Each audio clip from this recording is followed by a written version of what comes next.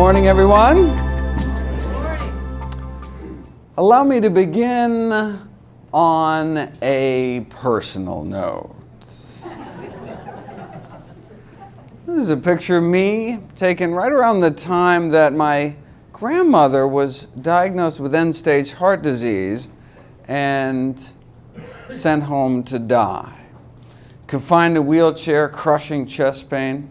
Her life was over at age 65. She already had so many bypass surgeries, she basically run out of plumbing at some point. Then she heard about this guy, Nathan Pritikin, who one of our early lifestyle medicine pioneers. And what happened next is chronicled in Pritikin's biography.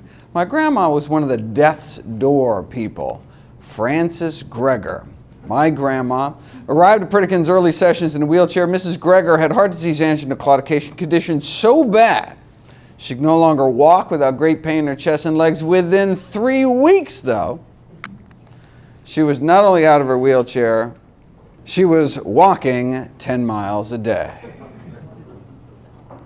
This is a picture of my grandma taken 15 years after she was abandoned by doctors at her grandson's wedding here.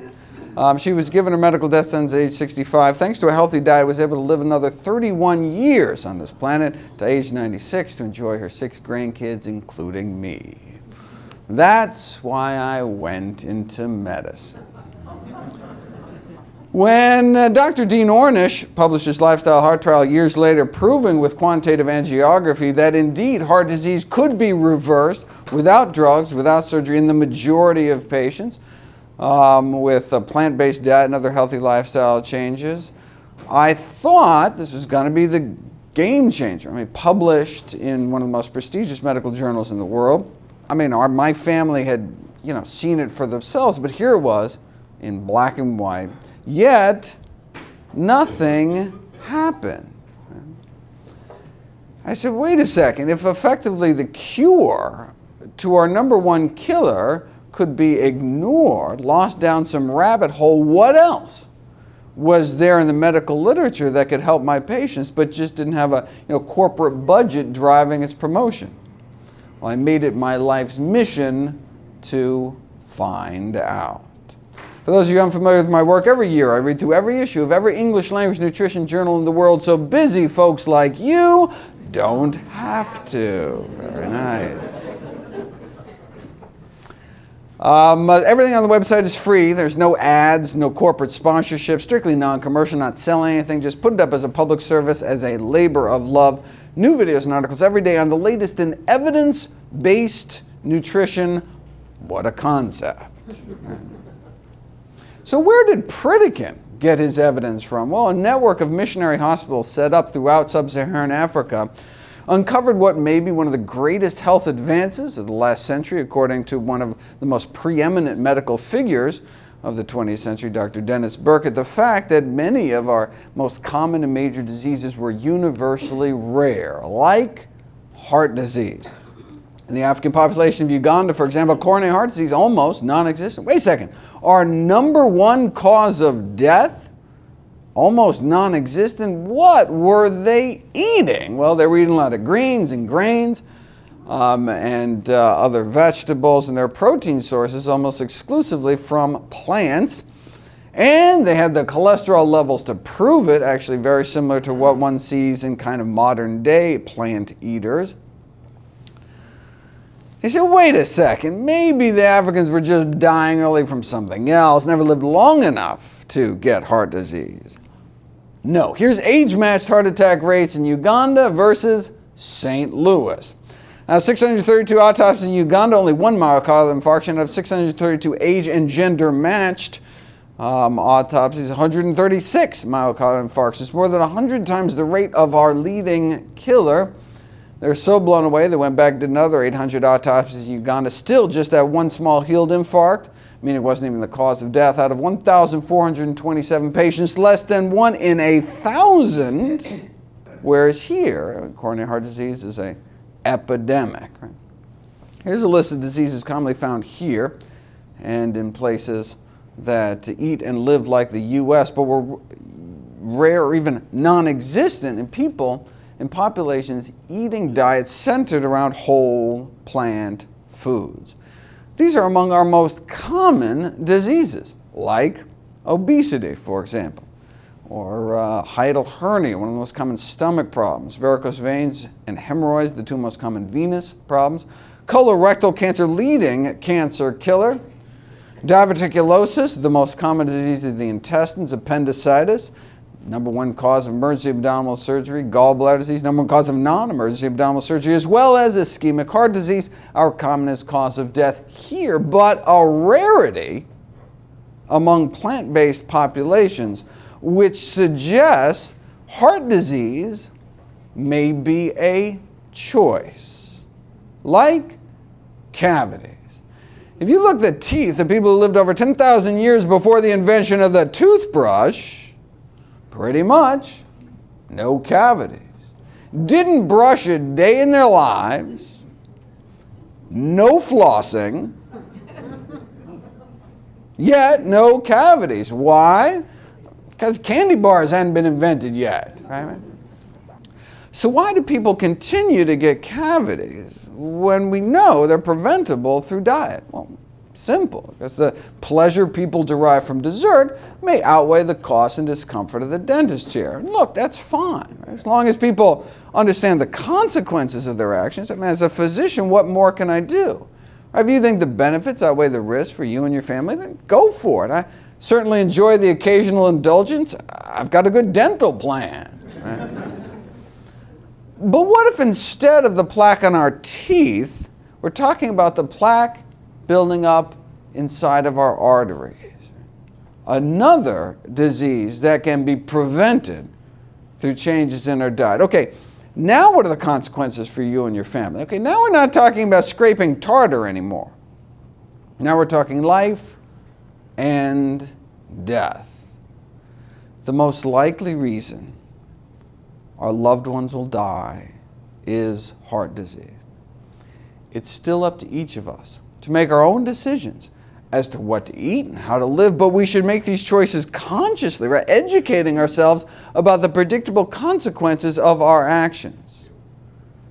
Atherosclerosis, hardening of the arteries, is a disease that begins in childhood. By age 10, nearly all kids raised on the standard American diet already have these so-called fatty streaks, the first stage of the disease within their arteries, and then these plaques start forming in our 20s, get worse in our 30s, and then can start killing us off. In our heart, it's called a heart attack. In our brain, the same disease is called a stroke. So if there's anyone here this morning older than age 10, then the question is not whether or not to eat healthy to prevent heart disease. It's whether you want to reverse the heart disease that you already have. Is that even possible? You know, when researchers took people with heart disease, put them on the kind of diet followed by populations that did not get heart disease, their hope was to slow down the progression of the disease, maybe even stop it. But instead, something miraculous happened. As soon as people stopped eating artery-clogging diets, their bodies were able to dissolve some of that plaque away, opening up arteries without drugs, without surgery, suggesting their bodies wanted to be healthy all along, but were just never given the chance. This dramatic improvement in blood flow on the left was after just 3 weeks eating healthy. Let me share with you what's been called the best-kept secret in medicine. The best-kept secret in medicine is that sometimes the body can heal itself. You know, if you whack your shin really hard on a coffee table and get all red, hot, painful, swollen, inflamed, but will heal naturally if you just stand back and let your body work its magic. But what if you kept whacking your shin in the same place day after day? In fact, 3 times a day, breakfast, lunch, and dinner. you'd never heal. Right? You go to your doctor and be like, oh, my shin hurts. They'd be like, no problem. I trained for this. Whip out their pad, write your prescription for painkillers. Right? You're still whacking your shin 3 times a day. Oh, it still really hurts, but oh, it feels so much better with those pain pills on board. Thank heavens for modern medicine. It's like, taking nitroglycerin for crushing chest pain. I mean, a tremendous relief, but not doing anything to treat the underlying cause. Right? Our body wants to come back to health if we let it. But if we keep re-injuring ourselves 3 times a day, we may never heal. It's like smoking. One of the most amazing things I learned in all my medical training was that within 15 years of stopping smoking, your lung cancer risk approaches that of a lifelong non-smoker. Isn't that amazing that your lungs can clear out all that tar, and eventually it's almost as if you never started smoking at all. And every morning of our smoking life, that healing process started until wham, our first cigarette of the day, re-injuring our lungs with every puff, just like we can re-injure our arteries with every bite, when all we had to do all along, the miracle cure, is to just stop re-damaging ourselves, get out of the way, and let our body's natural healing processes bring us back towards health. Sure, you can choose moderation and hit yourself with a smaller hammer, but why beat yourself up at all? This is nothing new. American Heart Journal, 1977. Cases like Mr. F.W. here. Heart disease so bad, couldn't even make it to the mailbox. Started eating healthier.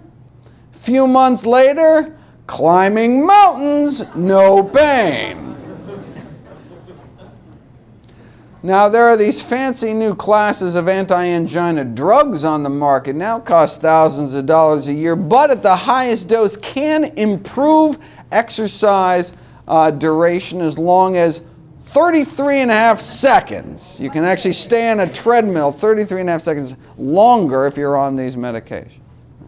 It does not look like those choosing the drug route are going to be climbing mountains anytime soon, right?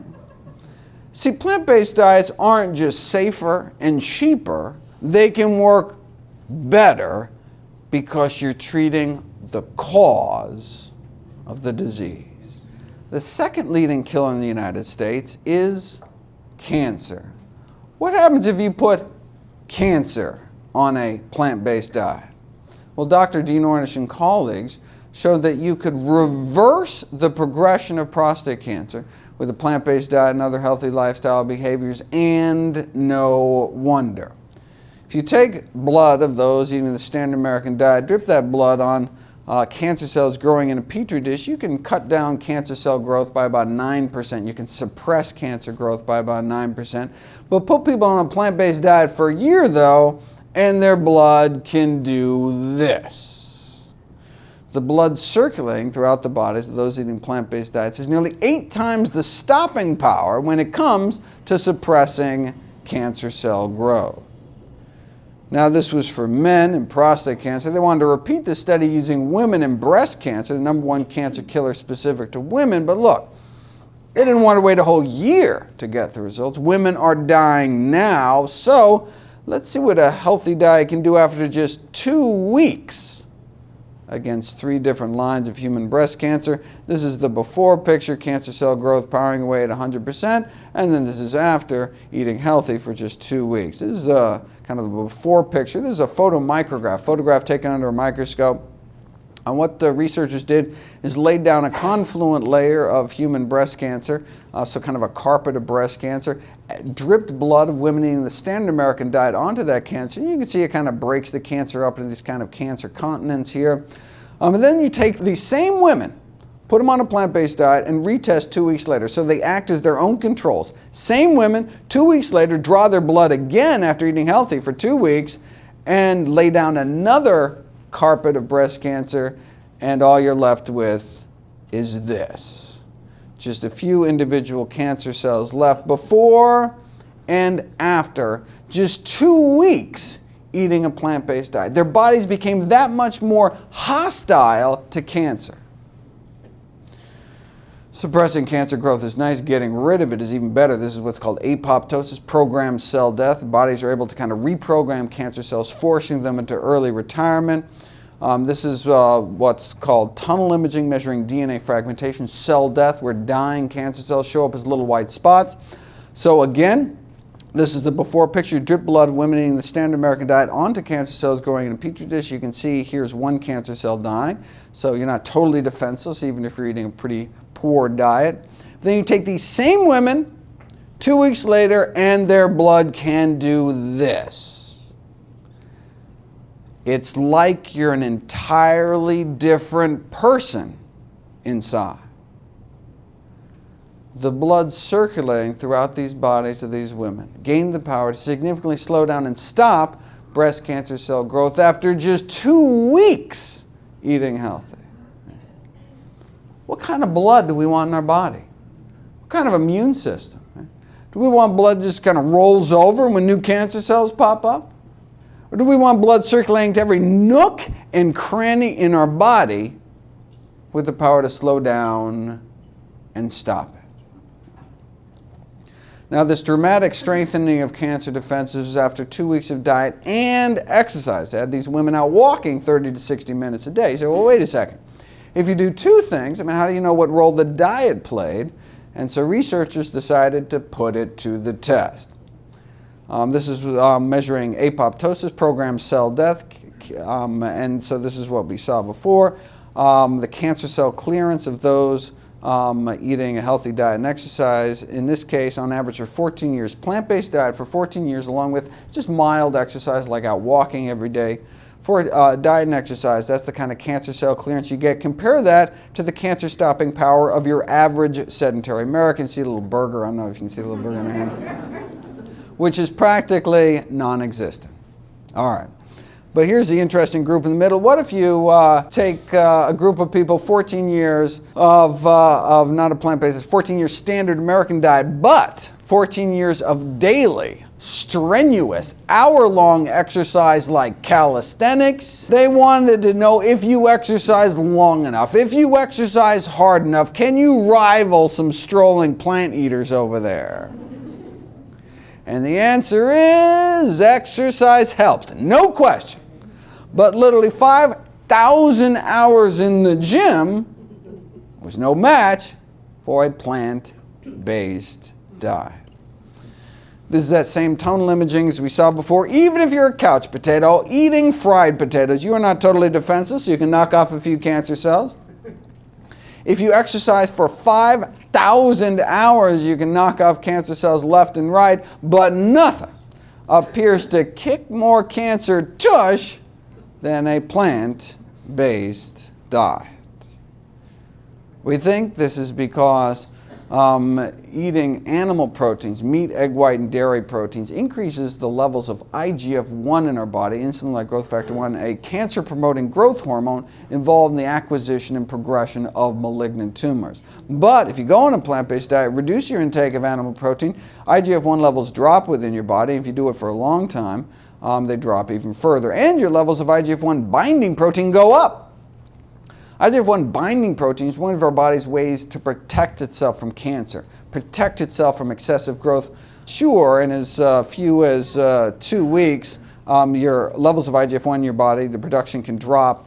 But what about all the IGF-1 you had from, the bacon and eggs you had 3 weeks ago? Well, your liver releases this snatch squad of binding proteins into the circulation to tie up any excess IGF-1, pull it out of the system like your body's emergency brake, and your protective levels go up within weeks, and benefits continue to accrue the longer you eat healthy. Here's an experiment that really nailed IGF-1 as the villain. As we saw before, start eating healthy and exercising, cancer cell growth drops, cancer cell death shoots up. But here's the interesting column here. What if you add back to the cancer just the amount of IGF-1 you banished from your system by eating healthy? What happens? You erase the diet and exercise effect. It's almost as if you never started eating healthy at all. Right?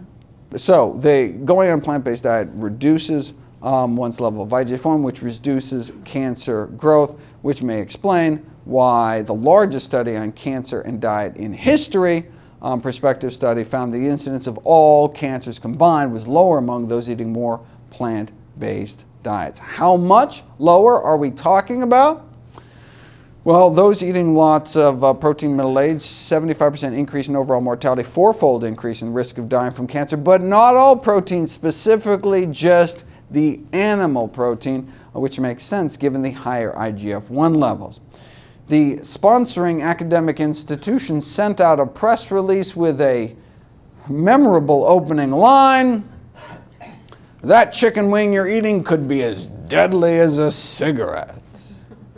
Noting that, that eating lots of animal protein during middle age makes one 4 times more likely to die from cancer, which is comparable to what one might see when one is smoking. So, what was the nutrition community's response to this revelation? The diets high in meat, eggs, and dairy could be harmful to health as smoking. Well, one nutrition scientist said it was potentially dangerous to compare the effects of smoking to compare it to the effects of meat and cheese. Why? Because a smoker might think, hey, why bother quitting smoking if my ham and cheese sandwich is just as bad for me?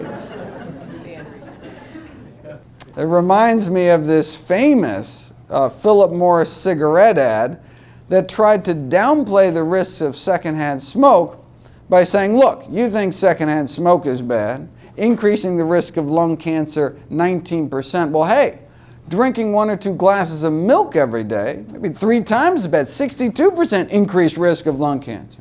Or doubling your risk frequently cooking with oil, tripling your risk of heart disease eating non-vegetarian, multiplying your risk 6-fold if you eat lots of meat and dairy. So, they conclude, let's keep some perspective here.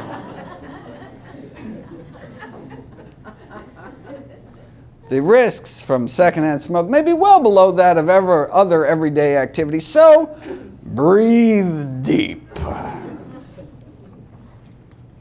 That's like saying, yeah, don't worry about getting stabbed, because getting shot, so much worse.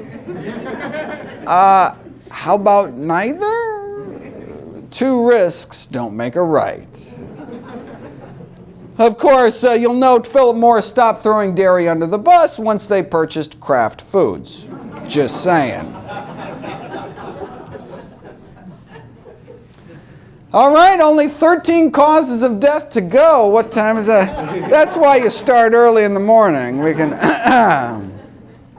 The top 3 killers used to be heart disease, cancer, stroke. Oh, that's so 2007. Now it's heart disease, cancer, and COPD. Chronic obstructive pulmonary diseases like emphysema. Thankfully, a healthy plant-based diet can help prevent COPD, even help treat COPD.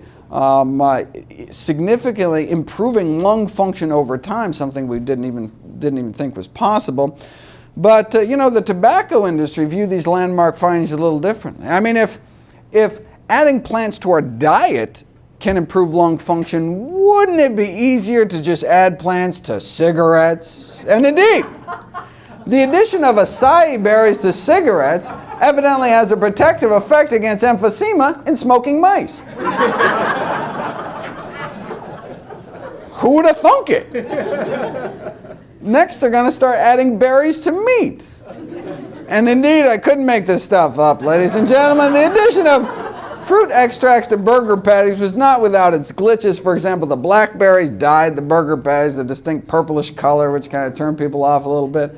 Though evidently you can improve the tenderness of lamb carcasses if you infuse them before rigor mortis sets in with kiwi fruit juice. You can even improve the nutritional profile of frankfurters by adding powdered grape seeds, though there were complaints of grapeseed particles becoming visible in the final product. And I mean, if there's one thing we know about hot dog eaters, it's that they're picky about what goes in their food. Oh, pig ain't as fine, but grape seeds, oh!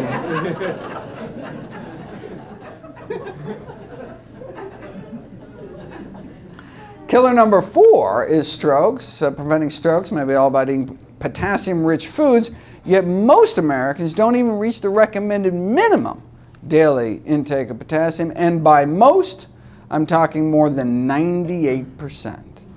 More than 98% of Americans eat potassium deficient diets because 98% of us don't eat enough plants. Potassium comes from the words potash. Take any plant, put it in a pot, reduce the ash, boil it off. You're left with something called potassium, vegetable alkali. True story. But who can name me one plant food in particular high in potassium? Bananas, of course. I don't know why that's like the one thing everybody knows about nutrition. I'm not exactly sure why. Chiquita must have had a great PR firm or something, but turns out bananas don't even make the top 50 sources of potassium. Coming in at number 86, right behind fast food vanilla milkshakes. It goes fast food, then bananas. It's funny. When I was writing the new book, I went back just to make sure that the USDA hadn't changed the nutrient database, and it turns out they had. They expanded it. Now bananas don't even make the top 1,000 sources. Coming in at number 1,611, right after Reese's Pieces. I kid you not. I kid you not. Most concentrated sources of potassium in the diet are greens in general, beans, and dates. Greens, beans, and dates. Bananas don't even make the top 1,000. In fact, if you look at the next leading cause of death, bananas could be downright dangerous.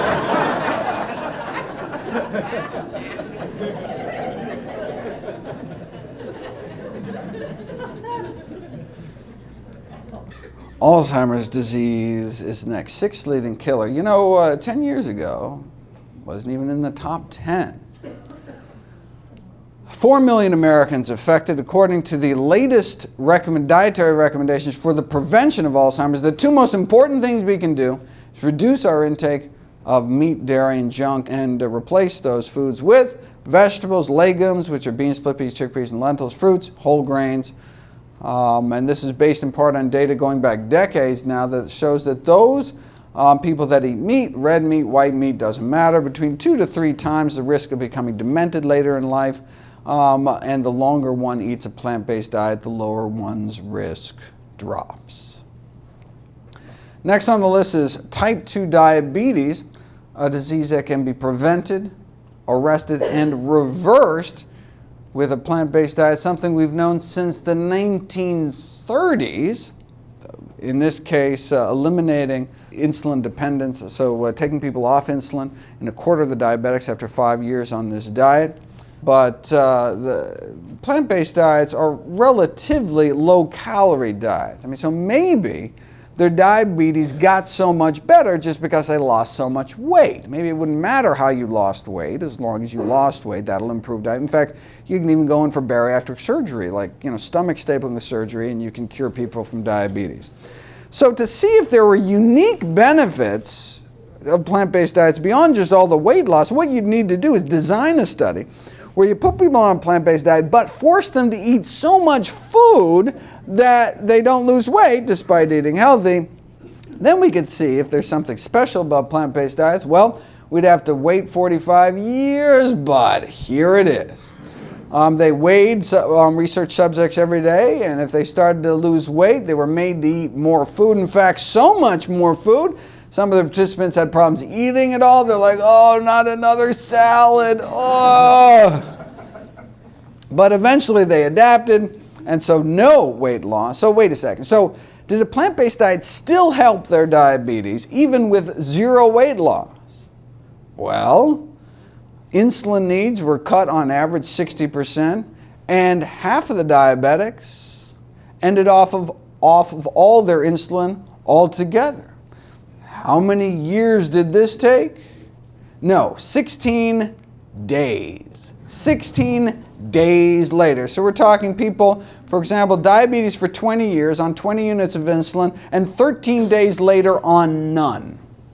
Diabetes for 20 years and off all insulin in less than 2 weeks, even without any weight loss. Diabetes for 20 years because no one had told her about a plant-based diet. Here's patient number 15, 32 units on average on the control diet, and then 18 days later on none. lower blood sugars on 32 units less insulin. That's the power of plants. And as a bonus, cholesterol dropped like a rock to an average under 150 in 2 weeks, less than 2 weeks. Just like modest changes in diet are only going to give you modest benefits in cholesterol, how moderate do you want your diabetes, right? Everything in moderation is a truer statement than many people realize, right? Asking diabetics to make moderate changes in their diet can leave them with moderate blindness, moderate kidney failure, moderate amputation, maybe just a few toes or something, right? Moderation in all things is not necessarily a good thing. So, remember that study that purported to show that diets high in meat, eggs, dairy could be harmful to health as smoking supposedly suggested that eating lots of meat, eggs, and dairy makes you 4 times as likely to die from cancer or diabetes. But if you look at the actual study, you'll see that's not true. Those eating lots of animal protein didn't have 4 times the risk of dying from diabetes. They had 73 times the risk of dying from diabetes. Now those that chose moderation, eating just a moderate amount of animal protein, they only had 23 times the risk of death from diabetes. Killer number 8 is kidney failure, a disease that can be prevented, arrested, reversed with a plant-based diet, and no wonder. Kidneys are highly vascular organs. Harvard researchers discovered 3 dietary risk factors for declining kidney function. Number 1, animal protein. Number 2, animal fat. Number 3, cholesterol. Animal fat can alter the actual structure of human kidneys based on studies like this showing plugs of fat basically clogging up the works in autopsied kidneys. And animal protein can have a profound effect on normal kidney function, inducing what's called hyperfiltration, increasing the workload on the kidneys, but not plant protein. So for example, if you take people and you give them some tuna fish, you see increased pressure in the kidneys 1, 2, 3 hours after the meal in both non-diabetics and diabetics. Right? So we're not talking adverse effects decades down the road from one's food choices, but literally minutes within it going into our mouths. But what if instead of tuna fish, what if you ate the exact same amount of protein, but instead of having a tuna fish salad sandwich, you had a tofu salad sandwich? Nothing happens. Your kidneys can handle, plant protein without even batting an eyelash. So why does animal protein cause that overload reaction but not plant protein? We think it's because the inflammation triggered by animal protein within the body. How do we know that? Because if you give a powerful anti-inflammatory drug along with that tuna fish, you can abolish that protein leakage hyperfiltration response to meat ingestion. And then there's the acid load. So animal foods tend to induce the formation of acid within the kidneys, which can lead to something called tubular toxicity, damage to the delicate urine-making tubes within the kidneys. Animal foods in general tend to be acid-forming, whereas plant foods are either neutral or actually base-forming, alkaline, and therefore kind of counteracting some of the acid formation within the diet. So the key to halting the progression of chronic kidney disease may lie in the produce aisle rather than the pharmacy. No surprise then that plant-based diets have been used to treat kidney dysfunction for decades. So this is protein leakage on the standard low-salt diet, what physicians would typically put kidney patients on. Then they tried switching them to the supplemented vegan diet, then back to conventional, plant-based. Conventional, plant-based. Switching on and off kidney dysfunction like a light switch based on what was going into their mouths. Killer number 9, respiratory infections. So wait a second, what possible role could diet play in respiratory infections? Obviously, you haven't seen my video, Kale and the Immune System, talking about the immunostimulatory effects of kale. Is there anything kale cannot do? It tastes good. Did you hear that?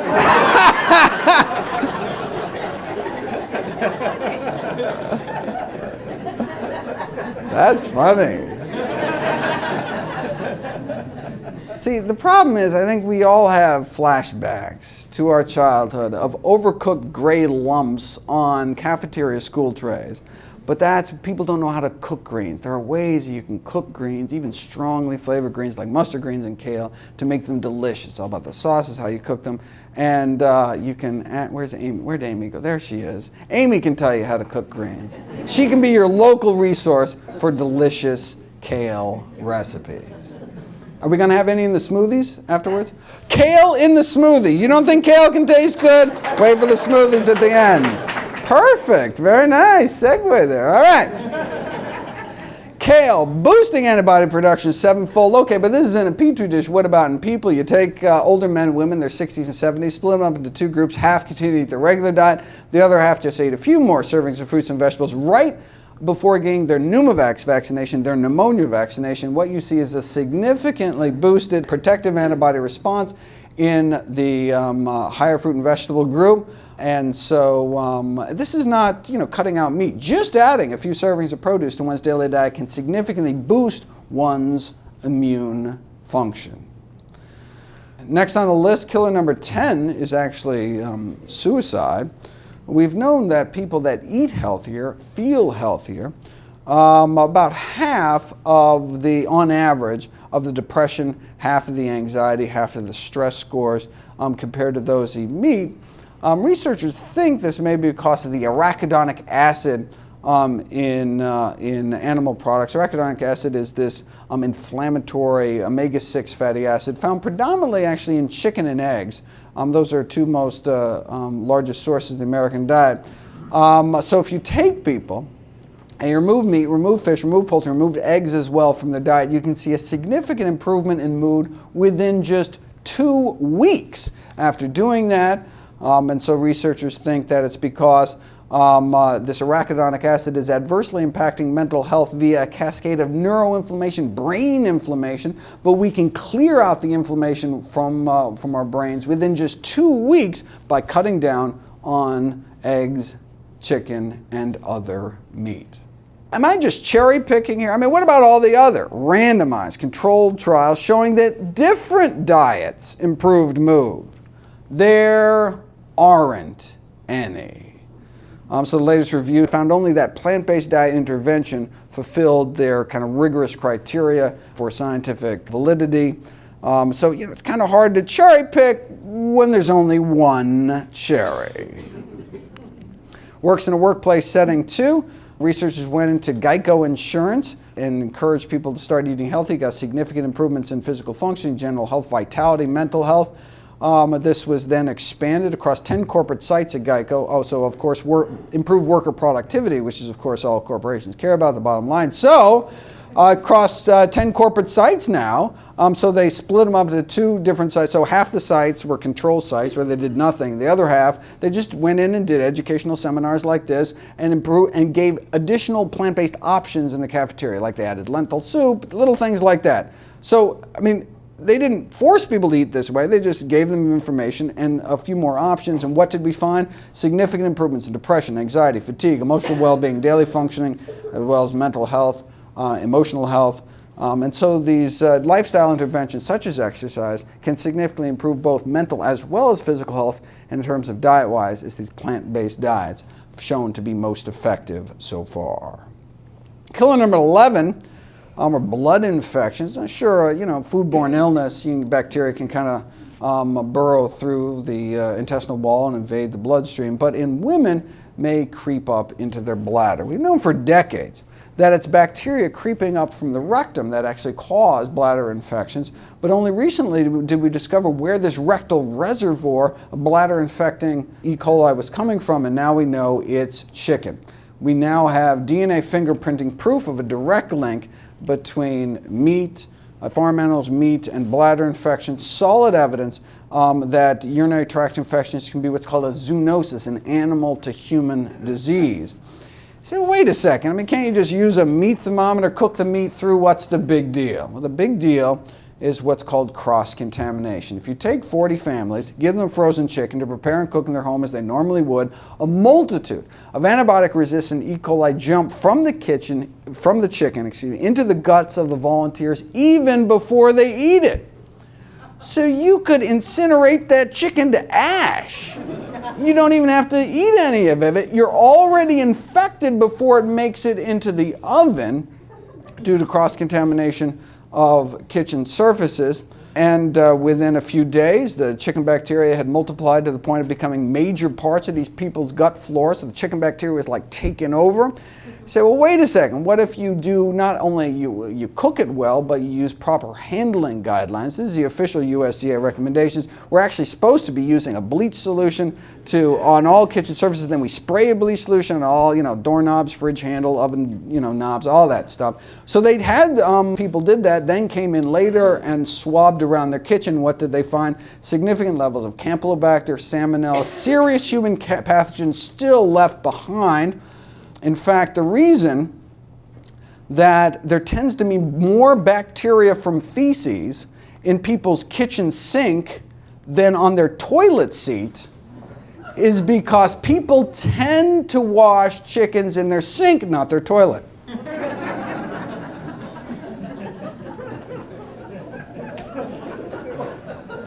So unless our kitchen is like some biohazard lab, the only way we're going to guarantee not leaving infection around the kitchen is to not bring it into our homes in the first place. Now, the good news is it's not like you eat chicken once, you're colonized for life. In this study here, the chicken bacteria only seemed to last about 10 days before your good bacteria could muscle it out of the way.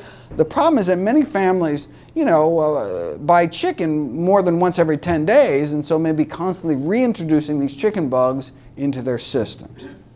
You say, wait a second. You can't sell unsafe toys. You can't sell unsafe cars. How is it even legal to sell unsafe meat? Well, they do it by blaming the consumers. One USDA poultry microbiologist said, look, raw meats are not idiot-proof. They can be mishandled, and when they are, it's like handling a hand grenade. You pull the pin, someone's going to get hurt. Right? Now, while some may question the wisdom of selling hand grenades in supermarkets, our poultry microbiologist disagrees, saying, no, consumers have the most responsibility, we just refuse to accept it. It's like a car company saying, yeah, we installed faulty brakes, but it's your fault for not putting your kid in a seatbelt. The head of the food poisoning division at the CDC famously responded to this blame the victim attitude coming from the meat industry. She asked, is it reasonable? Is it reasonable that if a consumer undercooks a hamburger, their 3-year-old dies? Is that reasonable? Not to worry, though, the meat industry's on it. They just got FDA approval for a bacteria-eating virus that they can spray on the meat. Now, there's been some concern about consumer acceptance of these so-called bacteriophages. May present somewhat of a challenge to the food industry, so of course I'm not going to label it or anything, but if you think that's going to be a challenge, check out their other bright idea. The effect of extracted housefly pupae, this is a sciencey way of saying they want to smear a maggot mixture on the meat. Well, it's a low cost. Think about it. Look, maggots thrive off of rotting flesh. However, there have been no reports of maggots having any serious diseases. So, hey, they must be filled with some kind of antibacteria something, right? Have you ever seen a maggot sneeze? I don't think so. So, let's take some maggots, grow them 3 days old, wash them off, towel them off, a little Vitamix action here, and voila! Safer meat. We covered kidney failure. What about liver failure? We've known for decades that you can actually treat liver failure with a plant-based diet, significantly reducing the toxins that would otherwise build up in one's system, eating meat without a fully functional liver to detoxify your blood. Though one does have to admit there are some people eating plant-based diets with worsening liver function. they're called alcoholics, living off of corn and grapes and barley, strictly plant-based, in fact, but not doing so good. It's not clear what Next on the list is high blood pressure, affecting nearly 78 million Americans. That's 1 in 3 American adults. And as we age, our pressures get higher and higher, such that by age 60, the majority of us are hypertensive. You say, well, wait a second. I mean, if most of us get it when we get older, maybe it's less a disease and really just an inevitable consequence of aging. No. We've known since the 1920s that high blood pressure need not occur. Measured the blood pressure of 1,000 people in rural Kenya who ate a diet centered around grains, beans, vegetables, fruit, and greens. And what did they find? They found that our blood pressures go up as we age. Their blood pressures go down. Their blood pressures get better. And indeed, the lower, the better. We now know that even blood pressures under 120/80, I mean, if you went to your doctor, had 120/80, you'd get a gold star, right? But this 140/90 cutoff is arbitrary. Even blood pressures under 120/80 appear to benefit from blood pressure reduction. So the ideal blood pressure, the no benefit from reducing it further blood pressure, is 110/70. 110/70. Is it even possible to get our pressures down to 110/70? It's not just possible, it's normal for those eating healthy enough diets. So over 2 years at this rural hospital, 1,800 patients were admitted. How many cases of high blood pressure did they find? 0. Wow, they must have had low rates of heart disease. No, they had no rates of heart disease. Not a single case of atherosclerosis, our number 1 killer, was found. Same thing in rural China, 110/70 their entire lives, 70-year-olds with the same average blood pressure as 16-year-olds. Now, obviously, Africa, China, vastly different diets, but what they shared in common was that they were plant-based day to day, with meat only eaten on special occasions. Now, why do we think it's the plant-based nature of their diets that was so protective? Because in the Western world, as the American Heart Association has pointed out, the only folks getting it down that low were those eating strictly plant-based diets, coming in at about 110/65. The largest study of plant-based eaters in history, looking at 89,000 Californians, comparing meat eaters to so-called flexitarians, to pesco-veg, to those that cut out all meat except fish, to those that cut out all meat period, to those that cut out all meat, eggs, and dairy. You see this stepwise drop in high blood pressure rates as one gets more and more plant-based. Same thing with obesity, diabetes, a stepwise progression as a diet gets healthier and healthier. Now note 2 things. First, of course, we can throw the majority of our risk out the window for the leading killers eating strictly plant-based, but just as important, it's not black and white, it's not all or nothing. Significant improvements anywhere along the way, any movement we can make along the spectrum towards eating healthy can accrue significant benefits. So, we can put this to the test. You take vegetarians, give them meat, pay them enough to eat it, and their blood pressures go up. Or you take people that eat meat, remove meat from their diet, blood pressures go down. Within just 7 days, and this is after most of them had already discontinued their blood pressure medications. They had to stop their blood pressure medications because otherwise their blood pressures would drop too low. If you treat the cause of the disease, you can't be on blood pressure drugs. So lower pressures on fewer drugs. That's the power of plants. So, does the American Heart Association recommend a no-meat diet? No, they recommend a low-meat diet called the DASH, so-called DASH diet, the only diet ever officially promoted by our government, because there's just so much evidence showing that it's beneficial. So, well, wait a second. When the DASH diet was being created, were they just not aware of this landmark research done by Harvard's Frank Sachs? No, they were aware. The chair of the design committee that came up with the DASH diet was Frank Sachs. See, the DASH diet was created with the number one goal of capturing the blood pressure lowering benefits of a vegetarian diet, yet contain enough animal products to make it palatable to the general population. They didn't think the public could handle the truth. Now, you can see what they were thinking, right? Just like drugs never work unless you actually take them, diets never work unless you actually eat them. So they're like, look, no one's going to go on a strictly plant-based diet, right? But if we soft pedal the message, maybe on a population scale, we actually might help more people. All right, tell that to the 1,000 U.S. families a day that lose a family member to high blood pressure. Maybe it's time to start telling the American public the truth. Killer number 14 is Parkinson's disease. Can a plant-based diet reduce one's risk of Parkinson's disease? Well, we know that nearly every study done to date looking at dairy products in Parkinson's show increased risk. Why might that be?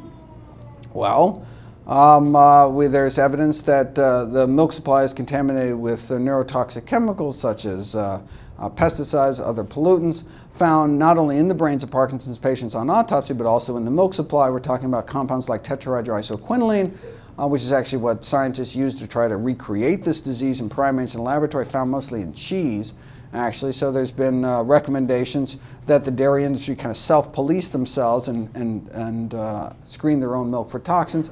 Good luck with that. Of course, you could just not drink it, but then what would happen to your bones?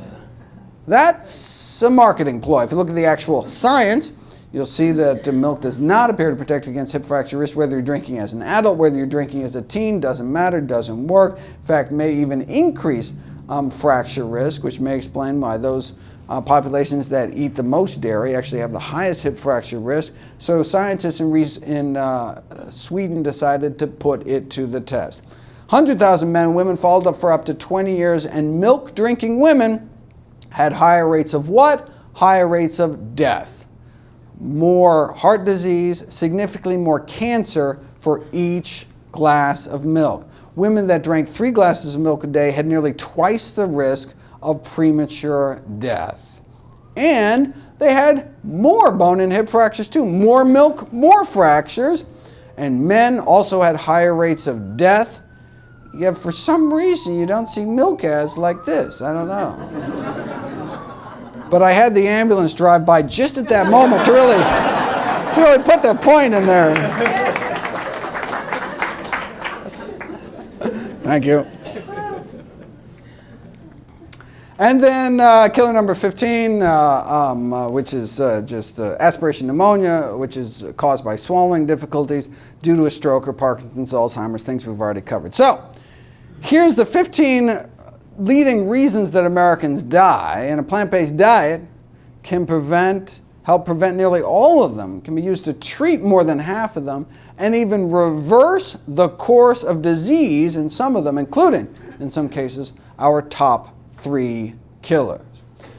Now, there are drugs that can help too, certainly for, heart disease. You can take cholesterol-lowering statin drugs. For diabetes, there's insulin injections, various oral hypoglycemics. For high blood pressure, usually it takes a few different classes of high blood pressure medications to push one's blood pressure down, but the same diet does it all.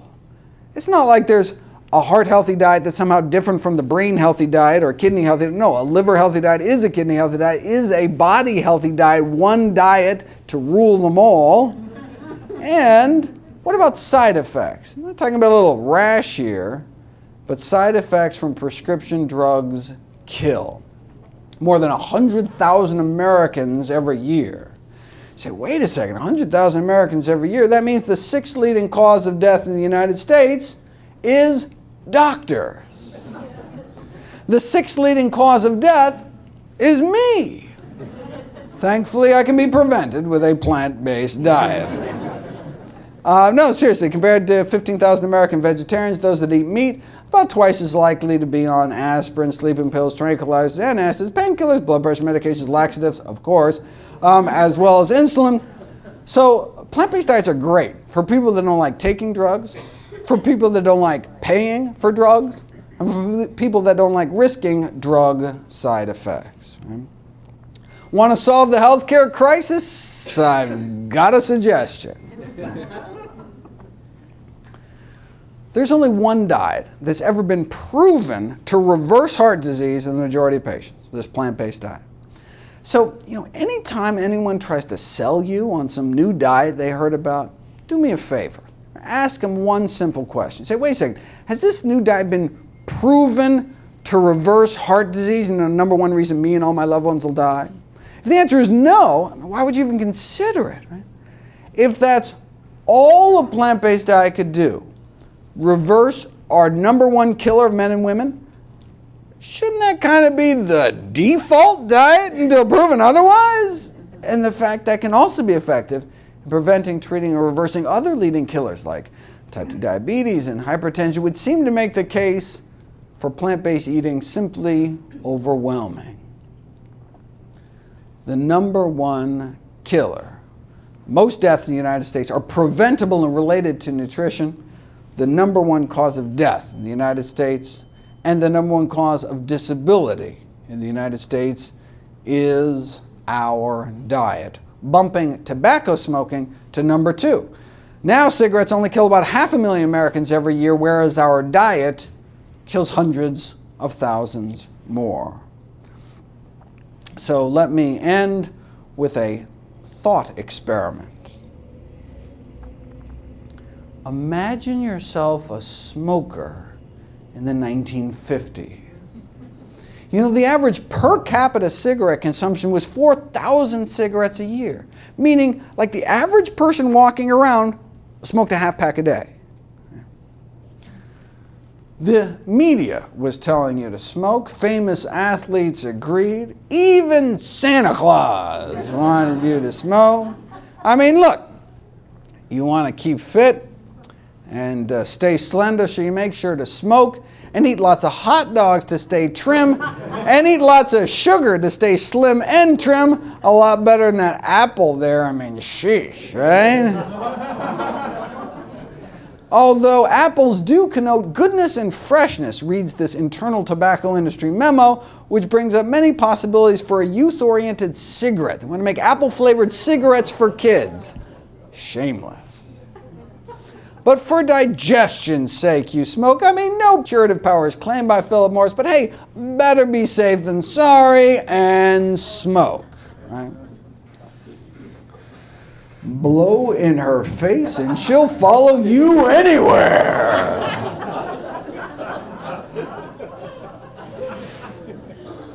No woman ever says, no, they're so round, so firm, so fully packed.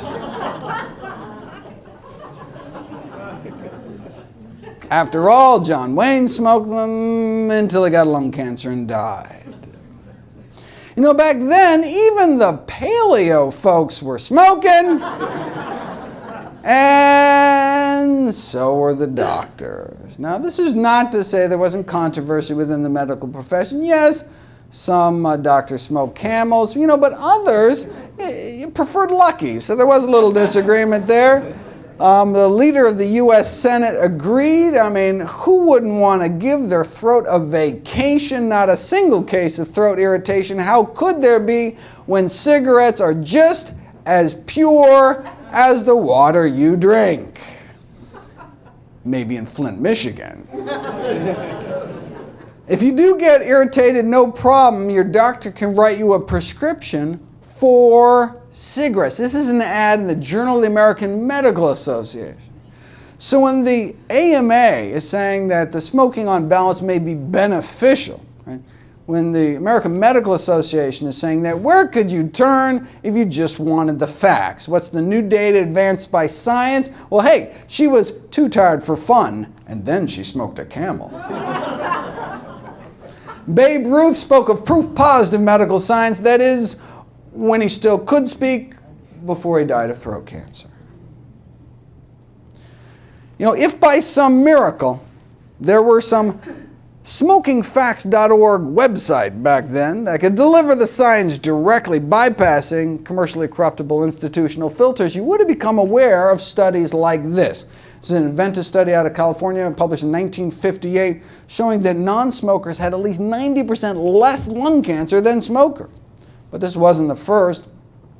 When famed surgeon Michael DeBakey was asked why his studies back in the 30s linking smoking and lung cancer were simply ignored, he had to remind people what it was like back then. We were a smoking society. It was on TV, it was in the movies, medical meetings were one heavy haze of smoke. Smoking was, in a word, normal. So, back to our thought experiment, right? If you're a smoker in the 50s in the know, right, what do you do? Right? With access to the science, you realize the best available balance of evidence suggests your smoking habit not so good for you. So do you change or do you wait? If you wait until your doctor tells you, between puffs, to quit, you could have cancer by then. If you wait until the powers that be officially recognize it, like the Surgeon General did in the subsequent decade, you could be dead by then. It took 25 years for the first Surgeon General's report to come out. It took more than 7,000 studies and the deaths of countless smokers before the first report by the Surgeon General came out against smoking. You'd think maybe after the first 6,000 studies it could have given people a little heads up or something. No, powerful industry, right? So on one hand, if you're a smoker in the 50s, on one hand you have all of science, all of society, all of the medical profession itself, right? The media telling you to smoke. On the other hand, all you had was the science. If you were even aware of studies like this. Let's fast forward 55 years. There's a new inventive study out of California warning Americans about something else they may be putting in their mouth. But it wasn't just one study. According to one of the latest reviews, some total of evidence shows that mortality from all causes combined, including cancer, diabetes, stroke, etc., significantly lower among those eating more plant-based diets. So, instead of a smoker in the 50s, imagine you or someone you love going along with America's eating habits today. What do? With access to the science, you realize the best available balance of evidence suggests your eating habits not so good for you. So do you change or do you wait? If you wait until your doctor tells you between bites, it could be too late. In fact, even after the Surgeon General's report came out, the medical community still dragged their feet. In fact, the AMA officially came out refusing to endorse the Surgeon General's report. Why? Could it be because they just got a $10 million check from the tobacco industry? All right, so we know why the AMA was sucking up to the tobacco industries, but why weren't more individual doctors speaking out? Well, there were a few gallant souls ahead of their time speaking up against industries killing millions, but why not more? Maybe it's because the majority of physicians themselves smoked cigarettes. Just like the majority of physicians today continue to eat foods that are contributing to our epidemics of dietary disease. Right? What was the AMA's rallying cry back then? Everything in moderation. Extensive scientific studies have proven smoking in moderation, that's fine. Sound familiar? Today, the food industry uses the same tobacco industry tactics, twisting the science, misinformation. The same scientists for hire paid to downplay the risks of secondhand smoke and toxic chemicals. The same hired by the National Confectioners Association to downplay the risks of candy. And the same played by the meat industry to downplay the risks of meat. Animal foods and processed foods result in the deaths of at least 14 million people every year. 14 million people dead every year. Today, plant-based diets can be considered kind of the nutritional equivalent of stopping smoking. How many more people have to die, though, before the CDC says, don't wait for open heart surgery to start eating healthy as well? until the system changes. We need to take personal responsibility for our own health, for our family's health. We can't wait till society catches up to the science again, because it's a matter of life and death. Last year, Dr. Kim Williams became president of the American College of Cardiology. He was asked in an interview why he himself follows the same diet that he recommends to all his patients, a plant-based diet. "I don't mind dying," Dr. Williams replied. "I just don't want it to be my own fault." Thank you very much.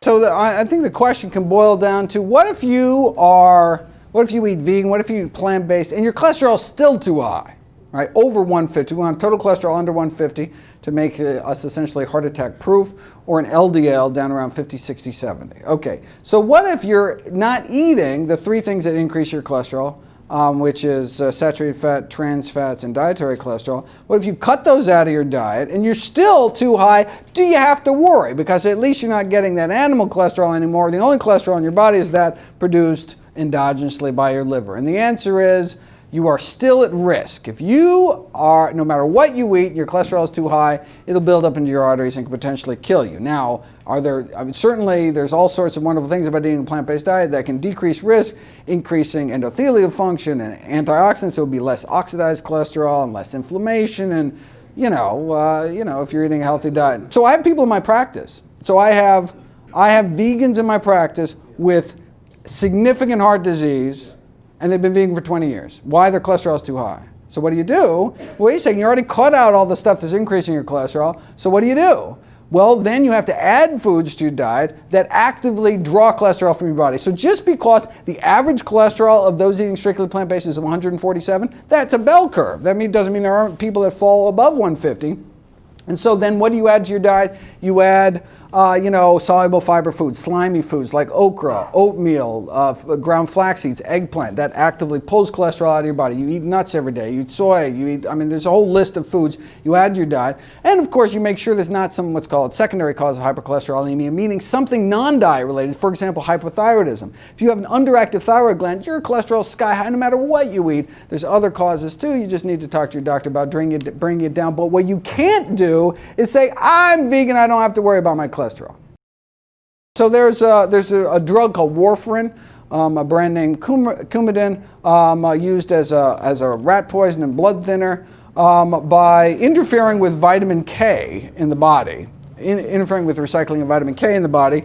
And vitamin K is important for clotting, so if you interfere with that, all of a sudden you don't clot as well, which is good if you have a mechanical heart valve or some kind of something in your body that could clot off, and so it could save your life.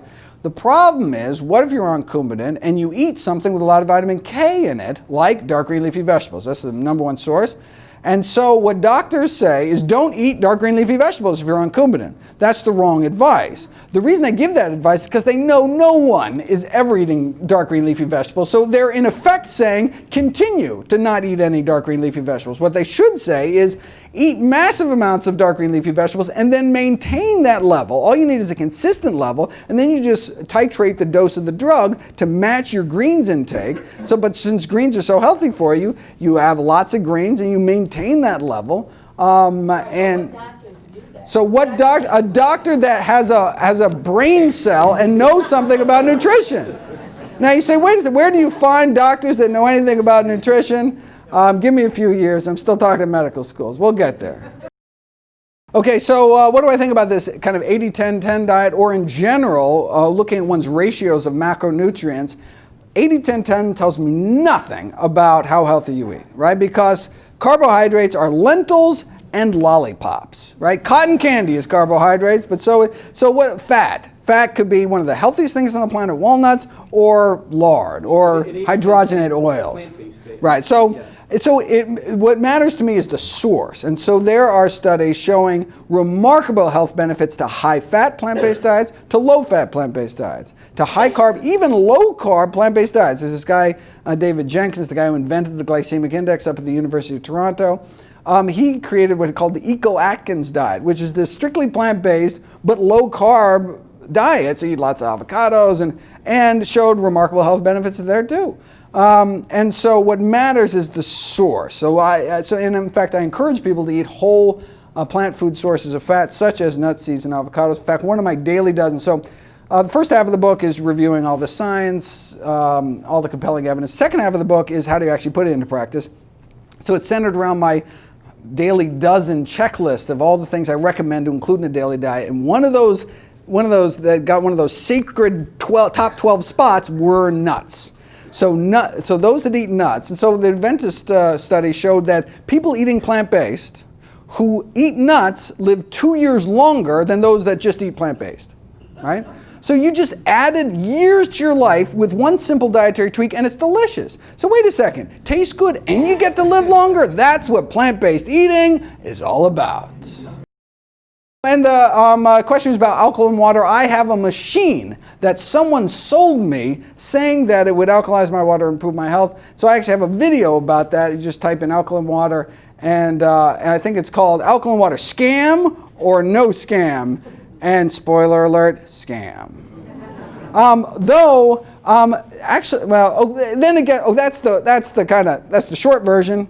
And then it's possible that sprinkling a little baking soda into water may have some beneficial effects, but it's better than, it would cost a penny a week instead of money. So the people that sell alkaline water machines will tell you about the benefits, but unfortunately, it does not seem to be based in science. So, there's these long-chain omega-3 fatty acids, EPA, DHA, found, these so-called marine fats found in fish. They're so-called essential fats, meaning our body doesn't make them. The fish's body don't make them either. They get them from lower on the bottom in the food chain, these algae that make these long-chain omega-3s, and they build up the food chain. The problem is that's not the only thing that builds up the food chain. We live in a polluted world. Essentially, our oceans are humanity's sewers. Everything eventually flows into the sea. So every molecule of mercury that's spewed out by coal-fired power plants eventually settles somewhere, builds up. And so the highest levels of pollutants, toxic heavy metals, PCBs, flame retardant chemicals, kind of on down the list, unfortunately found the aquatic food chain. So if you had a time machine that could go back before the Industrial Revolution, things might be a little different, but now to reduce one's pollutant load, I encourage people to stay away from fish, from seafood. And where do you get your long-chain omega-3 fatty acids? Well, your body can make them from short-chain omega-3s, from alpha-linoleic acid found in flax seeds and walnuts and other things. I encourage people, one of the daily dozen is a tablespoon of ground flax seeds. One of the reasons is because that'll give you about 2 grams of alpha-linoleic acid. You should be able to make those long-chain omega-3 fatty acids yourself. And if for whatever reason your physician wants to give you long-chain omega-3s directly, like recommends fish oil or something, you can not choose fish oil because even when it's distilled, still has a lot of pollutants in it. They can get rid of the metals, but they can't get rid of some of the lighter persistent organic pollutants. Then you can get algae-based. So you can get pollutant-free sources. Now there's a genetically modified yeast that makes it too, but you can get it from algae or yeast. Get all the long-chain omega-3 fatty acids you want from a pollutant-free source, which is what I would recommend, for example, for pregnant women. So what about reducing inflammation? So yes, so anti-inflammatory food. So turmeric, one of the daily dozen is a 1/4 teaspoon of turmeric a day. Turmeric is spice you can find anywhere. Tremendous anti-inflammatory effects, so much so that it can be used to treat ulcerative colitis. Works on rheumatoid arthritis better than the leading drug. Also helps with osteoarthritis, on down the list, makes colon polyps disappear. Incredible stuff. I've got a whole chapter on it. And so if there was one anti-inflammatory food, that would be it. There's a whole bunch of others. If you just type in inflammation on nutritionfacts.org, they'll all pop up. And so yes, indeed, there are some plant foods that are even better than other plant foods, and that's why there's a whole second half of the book. So I'm always on the lookout for studies because I get a question frequently of people who are like, oh, no, I'm sitting on a plane next to somebody, I don't eat a lot of meat, once they hear about what I do. So at some level, so when my smoking patients come to me, I don't say cut down from 2 packs a day to half pack a day. I tell them to quit, right? Now, there are some people that actually, so-called social smokers, that can literally pick up a cigarette a couple times a year at a party and put it back down and never get addicted, and one would be really hard pressed to make an evidence-based argument that that's harmful. I mean, well, the harm would be you still don't tell people to smoke because that first cigarette may lead to a second cigarette, et cetera, et cetera. So there are people, like a lot of doctors in the plant-based movement, that have this 100%, absolutely no animal products. They're doing that not because the science says that's the best. They're saying it's because psychologically they know it's easier for people to follow those kind of strict rules. Whereas if you go, it doesn't really matter what you eat on your birthday or holidays, but if you go on a cruise and start eating really rich foods, when you come back, the concern is that your taste buds have become so accustomed to eat whole natural foods. A ripe peach tastes delicious, but all of a sudden you go on the cruise, you start eating Fruit Loops. You eat a peach after a bowl of Fruit Loops, it'll taste sour, like it won't taste good, right? And so all of a sudden, your palate gets all hyper salty, fatty, sweet, and then you go back and all of a sudden your sweet potato doesn't taste very good anymore. The salad, and then you start going to drive through, and anyway, and you're off the wagon and then you die. Okay, so, but it's not the cruise, it's what, and there is a rich psychological literature that ironically, the more restrictions one puts on it, one says, just don't have it in your house, right? If you don't have cookies in your, then you're not tempted. Then if you get hungry enough, you're going to eat an apple because that's all there is, right? And so then you don't have to rely on willpower. You just, because then what's moderation? You kind of get slippery. Okay, but again, those are psychological, right? And you know yourself, maybe you are a social smoker. Maybe you don't take things to extremes. Maybe you really can have this ironclad will to be like, I can do this and then I can not do this for the next 10 years. And so you know your psychology best. So that's what I talk about in the book. So then the question becomes, okay, so if the hard and fast rule is really psychological and not, physiological, right? If you can smoke once in a while and technically not your body can recover from that harm, then what is the level of kind of safe meat consumption? And so that's an unanswered question, but I've always been desperate to look for studies that ask those kind of questions. And so I do talk about two. In fact, in the introduction to the book, two studies. One, which was interesting study on vegetarians that then went back to eating meat. And it's like, oh, what happened to them? That's interesting. And they ate a lot less meat than the general population. But what happened was they cut their lifespan by years and all sorts of disease rates shot up. But again, that didn't get at the quantity issue. The best study we have was a study done in Asia comparing two groups of Buddhist monks. And what's nice about Buddhist monks is they didn't travel, they ate, and we knew exactly what they ate. They ate the same thing every single day, right? And so we had total control over their diets, right?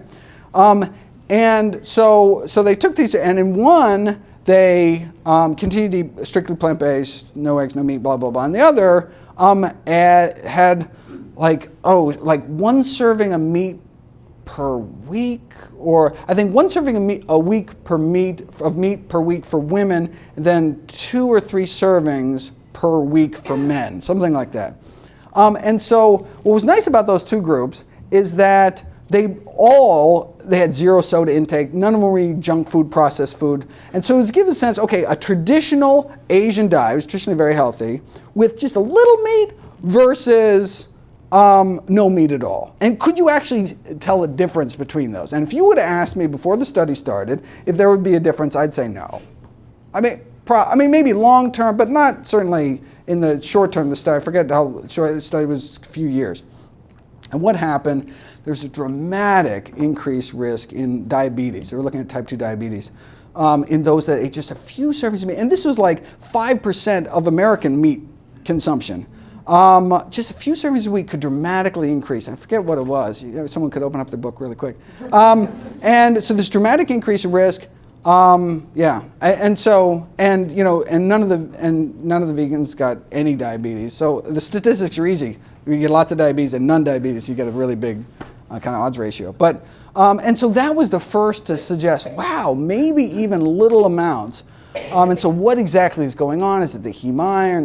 We're not exactly sure. But so that would argue really more for this holiday's birthday kind of thing rather than so more kind of, like these studies done in sub-Saharan Africa and China, they had, like meat every few months.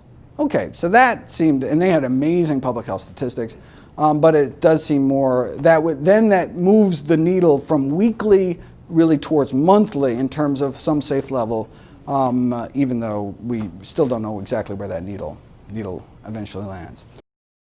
So I don't like the kind of labels vegan, vegetarian, because that tells me, as a physician, that tells me what you don't eat, right? So, I used to be at Cornell, had all these vegan friends who lived off French fries and beer. Okay, not particularly health-promoting foods, right? Where someone comes to me and says, I eat a whole food plant-based diet. I know what you actually eat, right? You actually eat your vegetables. Aha, all right. And so look, some of the unhealthiest foods on the planet, like soda, and partially hydrogenated vegetable oil like Crisco. It even has vegetable in the title. Worst thing, worse than lard, right? Okay. So, yes, you actually have to eat healthy. What would I be concerned about most for the health of those eating plant-based diet? Vitamin B12. So vitamin B12 is a vitamin. There's only 2 vitamins not created by plants. One created by animals, such as yourself when you go out in the sun. Called vitamin D, the sunshine vitamin. It's actually not a vitamin, it's a hormone your skin makes when exposed to sunlight. But unfortunately, at this time of the year, no matter how long you sunbathe naked on the commons today, you are not going to make any vitamin D because the sun's rays are at such an angle. Although it's changing, this is about when it changes. So certainly kind of through February, March, we wouldn't be making any. And so, if you think about it, look, we evolved running around naked in equatorial Africa, us baking in the sun all day. We weren't never meant to live at this, whatever. And all of a sudden we're wearing clothes? Anyway, so all of a sudden people have vitamin D. So people have vitamin D issues. So if you're not getting adequate sunlight, which is impossible, so if you do Caribbean vacations every weekend, that's fine. But otherwise, you need to take vitamin D here at this latitude during at least the winter months and all year round if you're not getting enough sun in the middle of the day. And so I recommend 2,000 international units of vitamin D every day. What about vitamin B12? Also not made by plants, not made by animals either, made by little microbes that blanket the earth. We used to get all the B12 we needed drinking out of a mountain stream or well water, but now we chlorinate our water supply to kill off any bacteria. Still don't get a lot of B12 in our water anymore. Don't get a lot of cholera either. That's a good news. It's great that we live in such a sanitary world. Our fellow great apes get all the B12 they need eating bugs, dirt, and feces. I prefer supplements. So I encourage people 2,500 micrograms of B12 supplements once a week. That's all you need. Costs less than $5 a year. You'll have all the B12 you ever need. You can also get B12 fortified foods. There's lots of other ways you do it. I have a lot of stuff on my website, and I'm being pushed off the stage. Thank you so much.